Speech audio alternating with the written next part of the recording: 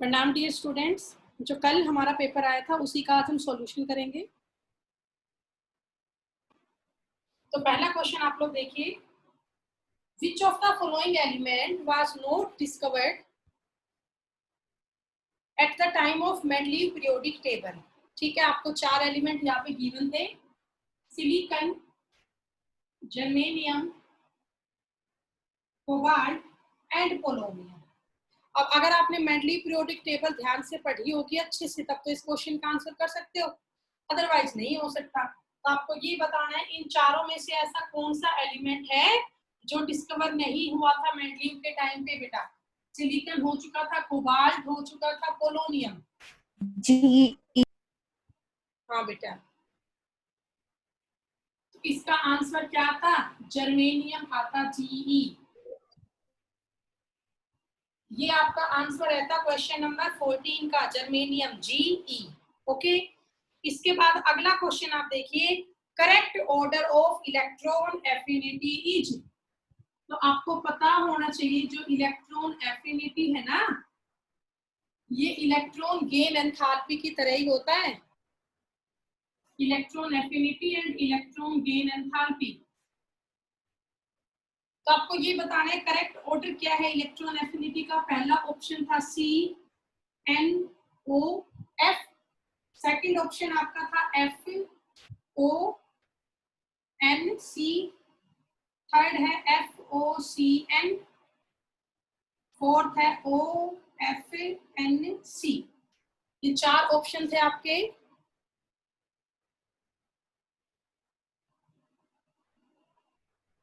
भी क्लास में टाइम पे आया करो बेटा, अंजुमन का अटेंडेंस भी लेगी आप लोगों की।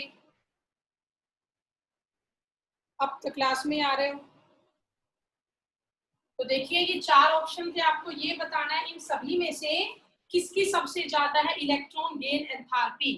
तो मैंने आपको करवा रखा है जो इलेक्ट्रॉन गेन एंथैल्पी है ना, वो पीरियड में मोर नेगेटिव होती है,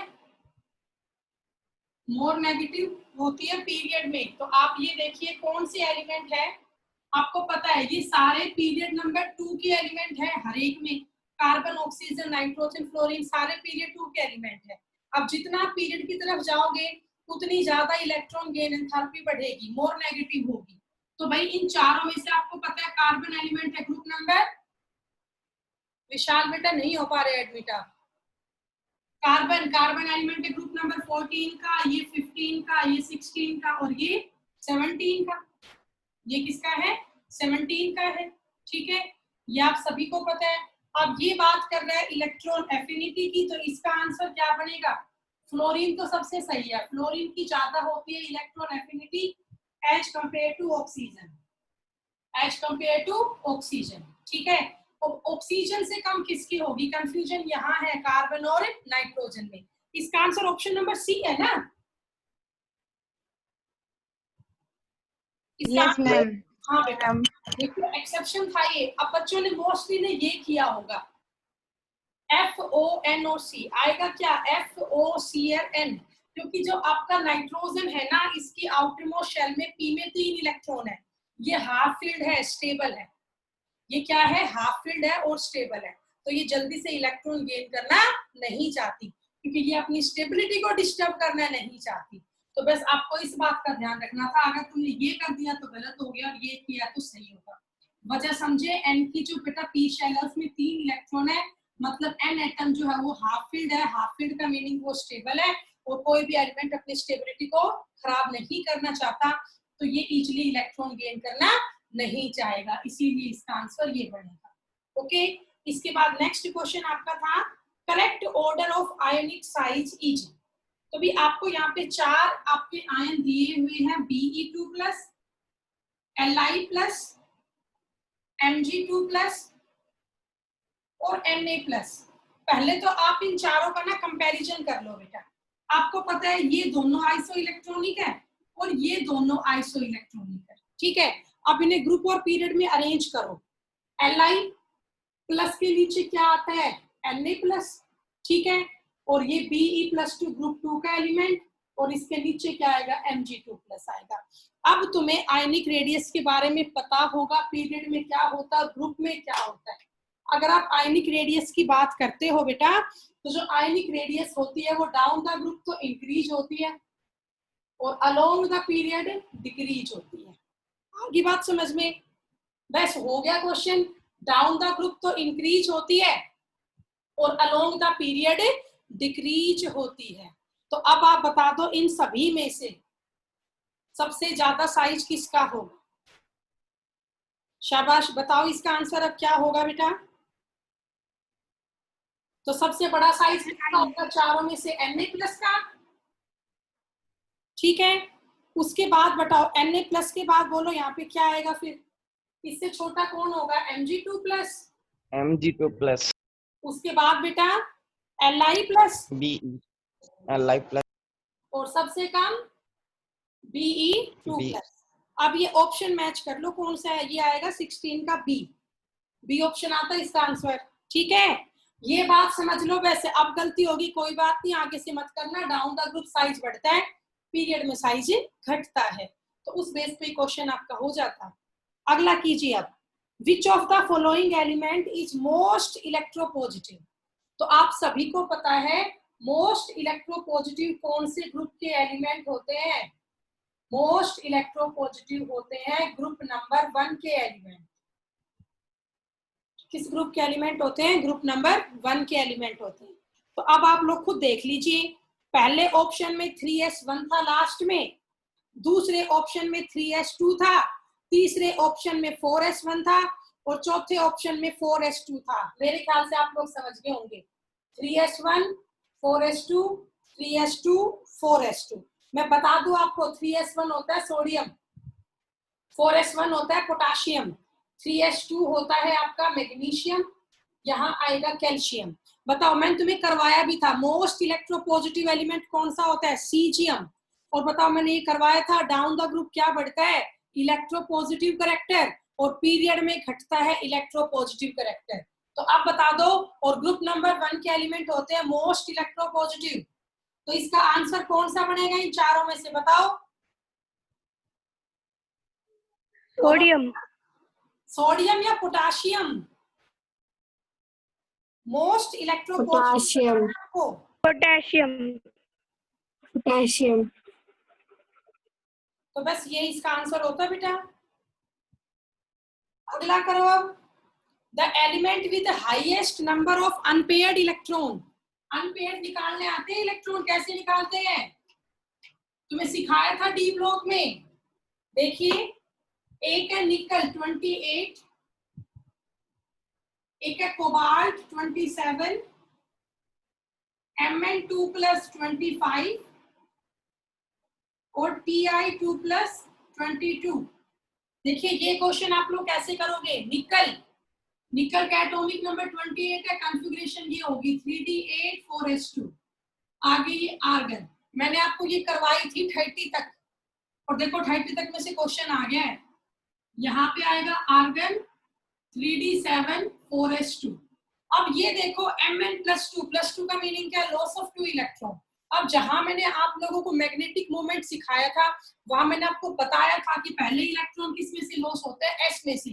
तो यहाँ Mn पे कितना चार्ज है? +2, तो ये बन जाता है Ar 3d5 4s 0। ठीक है, और लास्ट में क्या होगा? Ar आर्गन 3d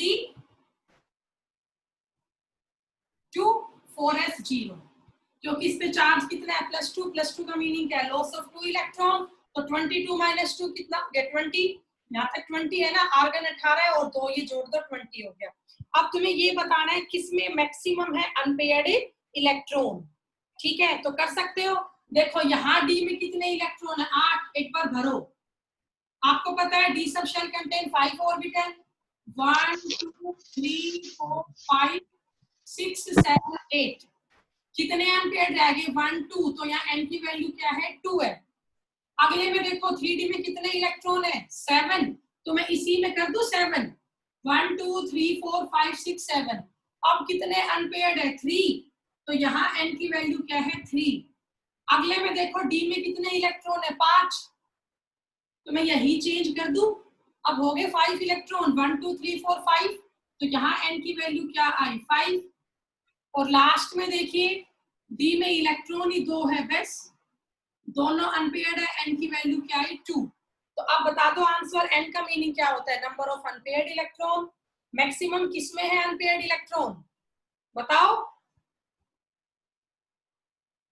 बोलो भी, कहां सो रहे हो सब। मैक्सिमम अनपेयर्ड इलेक्ट्रॉन किसमें, वही Mn2+ में है। यहाँ पे n की वैल्यू क्या है 5 है, यहाँ पे मैक्सिमम है अनपेयर्ड इलेक्ट्रॉन।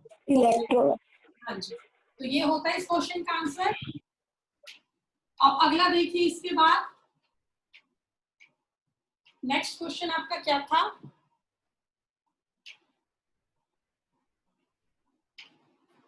अगला क्वेश्चन कह रहा है आपका which of the following pair of element belongs to lanthanoids। आपको ये बताना है कौन सा एलिमेंट लैंथेनॉइड से बिलोंग करता है याद लैंथेनॉइड की सीरीज क्या थी? Yes ma'am, yes ma'am. परेशान नंद पंडित श्याम गर्दन तबाही होगी, इधर तमाशा यम्बालुआ, CEPR आगे से परेशान, CEPR। बस, तो ये क्वेश्चन तो हो गया। अगला करो, for which of the following pair of elements electron gain enthalpy is positive. मैंने आप लोगों की टर्म करवाई थी एक कि first electron gain enthalpy always negative होती है और second electron gain enthalpy always positive होती है। तो इसका आंसर ऑप्शन नंबर बी आता, मैग्नीशियम और बेरिलियम। अब मैं समझा देती हूँ कैसे, सबका यहाँ ध्यान हो। मैग्नीशियम का एटॉमिक नंबर क्या होता है भाई, 12, 282। ओके, यही होता है ना मैग्नीशियम। इसने एक इलेक्ट्रॉन गेन किया, क्या बन गया ये Mg नेगेटिव बन गया, ठीक है, 283 हो गया। ओके, अब ये आगे कह रहा है बेटा, ये जो Mg नेगेटिव है ये एक इलेक्ट्रॉन और ले। तुम ये बताओ क्या ये इलेक्ट्रॉन लेना चाहेगा? ये तो पहले ही स्टेबल है, 282 है, इसके आउटर में कितने इलेक्ट्रॉन है, 2 इलेक्ट्रॉन है, डुप्लेट तो कहीं ना कहीं पूरा है, तो ये स्टेबल है। तो ये इलेक्ट्रॉन लॉस करने की जरूर सोचेगा ताकि मेरे आउटर में 8 हो जाए, बट गेन करने की नहीं सोचेगा, क्योंकि गेन करने पर आउटर में 2 से कितने हो गए, 3 हो। तो जब इसके पास इलेक्ट्रॉन आएगा ना, तो ये इस इलेक्ट्रॉन को अट्रैक्शन फील नहीं करवाएगा, इस इलेक्ट्रॉन को ये क्या फील करवाएगा, रिपल्शन। क्या फील करवाएगा, रिपल्शन, की भाई मुझे इलेक्ट्रॉन नहीं चाहिए, मैं तो पहले ही स्टेबल हूँ। तो अगर आप इसके पास इलेक्ट्रॉन भेज रहे हो तो ये एटम इस इलेक्ट्रॉन को क्या फील करवाएगा, रिपल्शन फील करवाएगा। और जहां भी रिपल्शन होती है उसमें एनर्जी एब्जॉर्ब होती है, रिपल्शन में एनर्जी होती है एब्जॉर्ब। तो रिएक्शन आपकी बन गई एंडोथर्मिक। तो एंडोथर्मिक रिएक्शन में डेल्टा H का साइन कैसा होता है, पॉजिटिव। साइन कैसा होगा बेटा, पॉजिटिव होगा, ठीक है। और किसी में ऐसी कंडीशन नहीं है। अगला क्वेश्चन करो, विच of the following statement is incorrect. ठीक है, देखिए ध्यान से क्या क्या स्टेटमेंट है। अब जिस बच्चे ने 20वां क्वेश्चन सही किया है ना, 20 क्वेश्चन, उसका 21 अपने आप सही हुआ होगा। आप देखो 20 और 21 दोनों सेम क्वेश्चन दे दिए, कोई डिफरेंस नहीं है। 21 जो क्वेश्चन है इसका अगर तुम सी ऑप्शन पढ़ते हो तो इलेक्ट्रॉन एफिनिटी मैग्नीशियम की ज्यादा है as compare to sodium. Electron affinity किसको बोलते हैं, इलेक्ट्रॉन गेन एंथैल्पी, पॉजिटिव है ना, अभी तो मैंने करवाया। मैग्नीशियम और बेरिलियम की इलेक्ट्रॉन गेन एंथैल्पी पॉजिटिव होती है, बाकी जो सारे बच गए उनकी नेगेटिव है। और ये क्वेश्चन यही तो कह रहे हैं कि इलेक्ट्रॉन गेन एंथैल्पी मैग्नीशियम की ज्यादा है, किससे, सोडियम से। अभी बेटा आप कंपेयर करो 20 और 21 क्वेश्चन को, हुआ पढ़े तो बस वैसे ही हो गया। आप बाकी ऑप्शन बेशक मत पढ़ो, इसका तो सी आता, डायरेक्टली आंसर आ जाएगा इसका, तो हो गया ये तो। अच्छा, अगला क्वेश्चन जो आपका है 22 क्वेश्चन आपका कह रहा है relationship between Pauling electronegativity and Mulliken electronegativity is. अब बेटा जिन बच्चों ने मेरी सारी वीडियोस देखी थी जो मैंने आपको दी थी इलेक्ट्रोनेगेटिविटी की, तो वहां पर उनका क्वेश्चन ये इजीली हो जाता। ये डायरेक्ट आपकी रिलेशनशिप है, ये आपकी इलेक्ट्रोनेगेटिविटी है काई, इसको हम बोलते हैं तो जो आपकी इलेक्ट्रोनेगेटिविटी होती है मूलिकन स्केल की, that is equal to electronegativity of Pauling scale into 2.5। तो इसका ये आंसर होता, बेटा विशाल आप नहीं हो पा रहे हैं, एंट्री बार बार कोशिश कर रहे हैं, तो डायरेक्ट इसका ये आंसर होता। हाँ बेटा ये थोड़े से आपके लेवल से बाहर का क्वेश्चन हो गया, वैसे ये डालना नहीं था ऐसा क्वेश्चन। अगला, correct order of strength of reducing agent is. आपको बेटा रिड्यूसिंग एजेंट की स्ट्रेंथ बतानी है, तो मैंने बता रखा, आपको बहुत बार बता रखा है, जो मेटल्स होती है they are good reducing agent. जितनी स्ट्रॉन्ग मेटल होगी वो उतना ही बढ़िया आपका रिड्यूसिंग एजेंट होगा। ठीक है, तो इसका आंसर क्या होता। अब आप देखिए यहाँ पे 4 आपको मेटल गिवन है, कौन कौन सी, एक है लिथियम, एक है मैग्नीशियम, एक है जिंक और एक है आयरन। तो इन चारों में से जो एस ब्लॉक के एलिमेंट होते हैं ना, they are good reducing agent. S block में जो ग्रुप नंबर 1 की मेटल होती है, they are highly electropositive. Group 1 की मेटल हाईली इलेक्ट्रोपॉजिटिव होती है as compare to group number 2 metals. ठीक है, तो जो ग्रुप नंबर 1 की मेटल्स है, they are highly electropositive as compare to group number 2 metals. इसका मीनिंग ये हुआ कि जो लिथियम है वो ज्यादा इलेक्ट्रोपॉजिटिव है, किससे, मैग्नीशियम से, क्योंकि लिथियम एलिमेंट है ग्रुप नंबर 1 का और मैग्नीशियम एलिमेंट है ग्रुप नंबर 2 का। तो इन दोनों में आप समझ गए होंगे, लिथियम जो है ज्यादा मेटलिक कैरेक्टर शो करता है, तो इन दोनों में तो आंसर होता लिथियम का। Lithium is good reducing agent. अब बात करते हैं जिंक और आयरन की। तो जिंक और आयरन दोनों ही किसके एलिमेंट है, डी ब्लॉक के एलिमेंट है, और जो डी ब्लॉक के एलिमेंट होते हैं they are weak reducing agent as compare to s block element, as compare to s block element. ठीक है, तो इसका आंसर बेटा यही ऑर्डर हो जाता, most reactive lithium, then magnesium, then zinc and then iron. ठीक है, मतलब इसका आंसर आपका बन जाता ऑप्शन नंबर 2। ओके, अगला क्वेश्चन आप देखो 24th, ये कह रहा है which of the following elements belong to the 8th period in Mendeleev periodic test. ठीक है, तो भाई इसका आंसर क्या होता, 24 क्वेश्चन जो हम करते 24, तो ये आप लोगों को मेंडलीव पीरियोडिक टेबल पूरी याद होगी ना, तो ही ये क्वेश्चन आपका हो पाएगा। तो केमिस्ट्री में ये है, बहुत चीजों को क्रैम भी करना होता है, सिर्फ अंडरस्टैंडिंग नहीं, क्रैमिंग का पोर्शन भी बहुत ज्यादा यहाँ पे होता है। तो इसका आंसर आपका होता फर्स्ट ही ऑप्शन आएगा, ओस्मियम, इरिडियम और प्लेटिनम। एक बार आप मेंडलीव की पीरियोडिक टेबल खोलो, आपको उसमें दिख जाएगा 8th उसमें। यश सोनी इतने लेट आ रहे हो बेटा, 20 मिनट तो जा चुकी है क्लास की। अगला question, which of the following pair of oxide is amphoteric in nature. ये तो हो गया होगा, एम्फोटेरिक नेचर पूछा है इसने। विच of the following pair of oxide is amphoteric. पहला देखिए, BeO and B2O3, BeO and B2O3। BeO तो है बट B2O3 नहीं है, तो पहला ऑप्शन तो नहीं होगा। सेकंड ऑप्शन है CO2 एंड PbO2, इसमें कोई सा भी नहीं है। थर्ड ऑप्शन आपका है बेटा Ga2O3 एंड BeO, और फोर्थ ऑप्शन है Al2O3 और B2O3। तो सबको पता है Al2O3 तो होता है, बट फोर्थ में दोबारा से B2O3 आ गया तो ये फिर से नहीं होगा।